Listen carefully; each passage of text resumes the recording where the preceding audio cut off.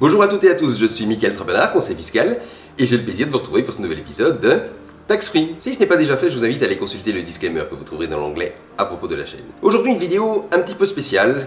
Nous avons maintenant plus d'une vingtaine de vidéos qui se trouvent sur la chaîne et 220 personnes qui sont abonnées à cette chaîne. Je n'ai vraiment à remercier toutes ces personnes qui se sont abonnées, qui me suivent régulièrement. Voilà, c'est très encourageant pour la suite de la chaîne. Et donc, aujourd'hui, je voulais traiter d'un sujet qui ne va peut-être pas parler tellement à tout le monde. Et j'ai voulu en profiter pour proposer un format du coup un peu plus léger de ces vidéos. Et le sujet que nous allons donc aborder dans cette première vidéo spéciale de Tax Free, c'est la nouvelle taxe sur les comptes titres.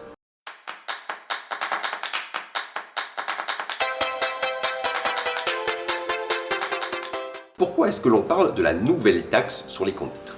Pour cela, il faut en fait d'abord revenir en septembre 2017.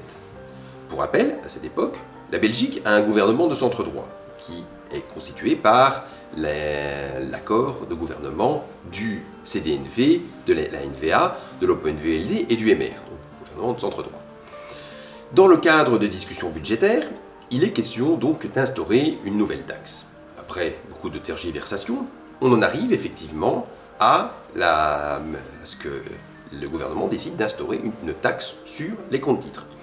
Pour faire simple, cette taxe vise en fait à s'appliquer sur une personne qui détient des comptes titres pour une valeur de minimum 500 000 € et de lui appliquer donc une taxe de 0,15%. Et le 7 février 2018, la loi instaurant une taxe sur les comptes titres est votée et directement des recours en annulation commencent.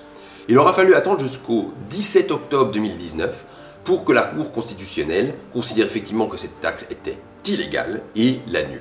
Entre-temps, eh bien, nous avons eu de nouvelles élections, puis des nouvelles discussions interminables pour réussir à former un nouveau gouvernement belge. Et puis encore à cela, nous avons eu bien entendu la crise du Covid qui s'est encore rajoutée et qui a amené une potentielle crise économique et le risque de voir des gens de plus en plus précarisés.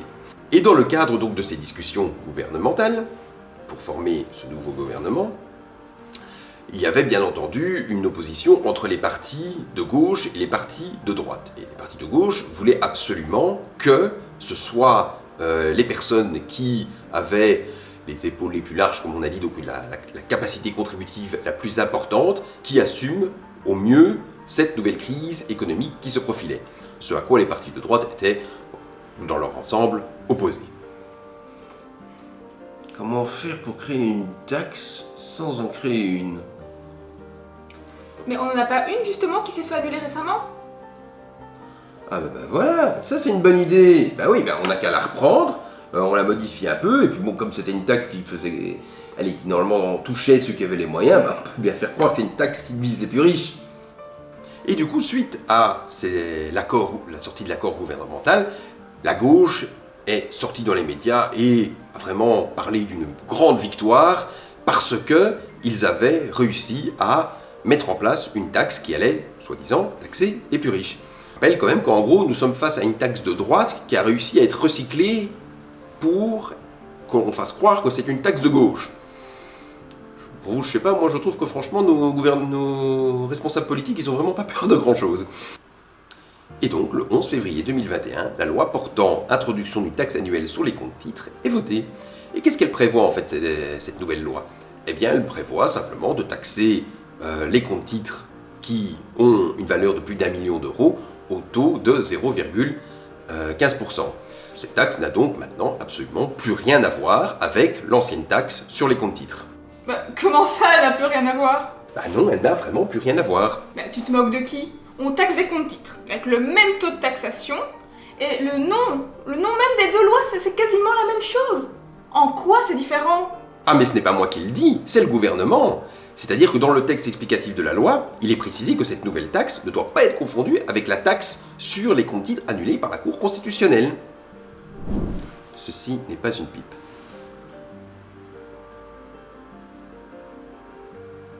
Même logique dans sa finalité, donc je vous rappelle que le but était normalement que cette taxe devait permettre qu'on ait une meilleure justice fiscale et sociale au sein de la Belgique, Eh bien, quand on regarde le but explicite de cette loi, qu'est-ce qu'il est précisé? Il est précisé que cette loi, elle a une finalité en réalité purement budgétaire et qu'elle vise à apporter une contribution visible au maintien de la sécurité sociale. En gros, comprenez, l'État n'a plus d'argent pour payer la Sécu, et donc, le but de cette taxe, c'est de renflouer les caisses.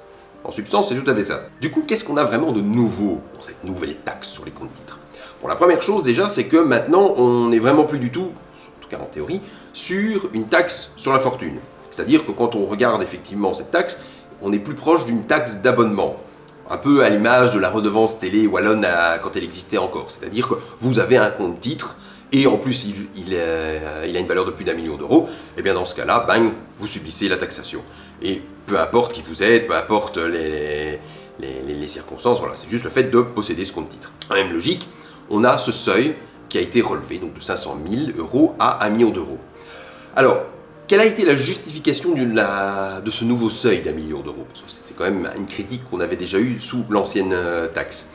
Eh bien, la justification qu'a apporté le gouvernement, c'était de dire que quand une personne d'un certain niveau de fortune eh bien, fait des investissements, eh bien, tant qu'il n'est pas trop fortuné, il dispose normalement toujours de possibilités pour que ses investissements voilà, soient diversifiés, aillent dans plein de choses, et qu'il peut éviter l'utilisation d'un compte titre. Mais lorsqu'on arrive à un certain niveau de patrimoine privé, on va dire, eh bien dans ce cas-là, il n'y a plus d'autre solution que d'utiliser un compte titre. Et donc, c'est la raison pour laquelle, à ce seuil d'1 million d'euros, on considère que ce sont les personnes qui ne peuvent pas faire autrement et que, de par cette impossibilité d'agir autrement, ces personnes sont donc éligibles à la taxe sur les comptes titres. Très honnêtement, quand je vois cette justification, je n'arrive toujours pas à déterminer s'ils sont très imaginatifs ou en fait pas du tout. Autre petite nouveauté très importante, l'ancienne taxe ne visait que les personnes physiques, maintenant on vise aussi les sociétés. Donc le fait que le compte titre soit détenu par une société n'est plus une méthode pour éviter la taxation. En outre, ils ont également mis en place une forme de mécanisme anti-abus. C'est-à-dire que si vous disposez d'un compte titre d'1 200 000 euros, eh bien, le fait de scinder ce compte en deux ne vous permet plus d'éviter la taxe. A l'inverse, cela dit, ils n'ont rien prévu pour quelqu'un qui aurait déjà de base deux comptes titres de 900 000 euros.